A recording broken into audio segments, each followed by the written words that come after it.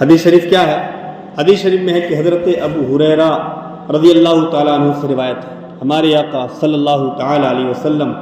نے فرمایا کہ جو بندہ شب قدر میں ایمان اور اخلاص کے ساتھ عبادت کرے تو اس کے پچھلے گناہ بخش دیے جاتے ایمان اور اخلاص کے ساتھ، تنقیدی نگاہ سے نہیں، ایمان اور اخلاص کے ساتھ جو بندہ شب قدر میں عبادت کرے اس کے پچھلے گناہ بخش دیے جاتے ہیں۔ آگے سماعت کریں۔ حضرت عبداللہ بن عباس، میں نے ایک آیت شروع میں پڑھی ہے، اب اس کی وضاحت کرتا ہوں، ابھی آپ سنیں۔ حضرت عبداللہ بن عباس رضی اللہ تعالی عنہما سے روایت ہے کہ ہمارے رسول صلی اللہ علیہ وسلم نے فرمایا کہ جب شب قدر آتی ہے تو اللہ تعالیٰ کے حکم سے حضرت جبریل امین ایک سبز جھنڈا لیے فرشتوں کی جماعت کے ساتھ زمین پر نزول فرماتے ہیں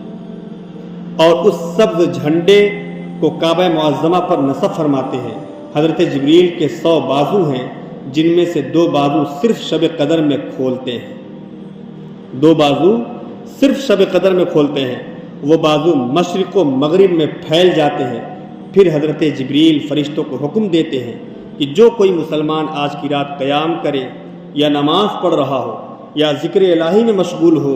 اے فرشتوں اس شخص سے سلام و مصافحہ کرو اور ان کی دعاؤں پر آمین کہو، اور صبح تک یہ سلسلہ جاری رہتا ہے۔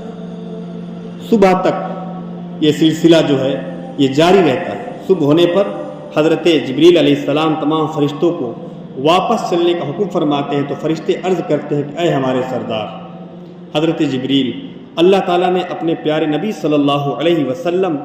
کی امت کے معاملات کے بارے میں کیا کیا؟ تو حضرت جبریل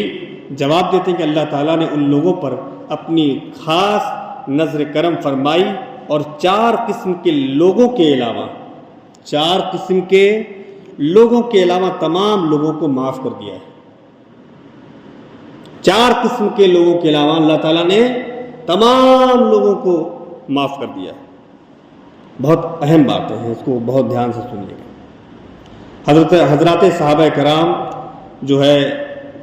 انہوں نے عرض کی یا رسول اللہ صلی اللہ علیہ وسلم وہ 4 قسم کے لوگ کون ہیں؟ تو آقا صلی اللہ علیہ وسلم نے ارشاد فرمایا کہ ایک وہ شخص جو شراب کا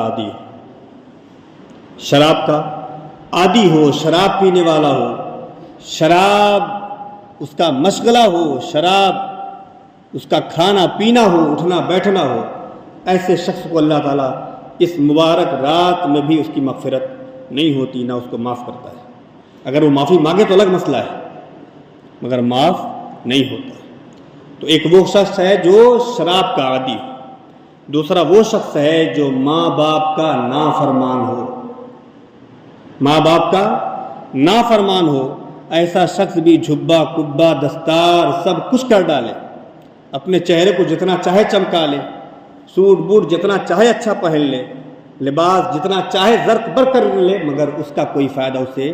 نہیں ہونے والا، چونکہ ماں کا ساتھ اس کا ساتھ نہیں ہے، ماں کی دعا اس کے ساتھ نہیں ہے۔ وہ پوری زندگی عبادت میں گزار دے، اگر ماں راضی نہیں ہے تو میاں کچھ نہیں ہونے والا، ماں راضی نہیں ہے تو کچھ بھی نہیں ہونے والا، صرف اور صرف خسارے کا سودا ہو رہا ہے۔ اٹھی بیٹھی آ کے مسجدوں میں کر لے، اپنے ماتھے کو گھس ڈالیں، ماں راضی نہیں ہے تو کچھ نہیں ہونے والا۔ اس بات کو ذہن میں رکھ لیجئے۔ ایک شراب کا عادی، ایک ماں باپ کا نافرمان،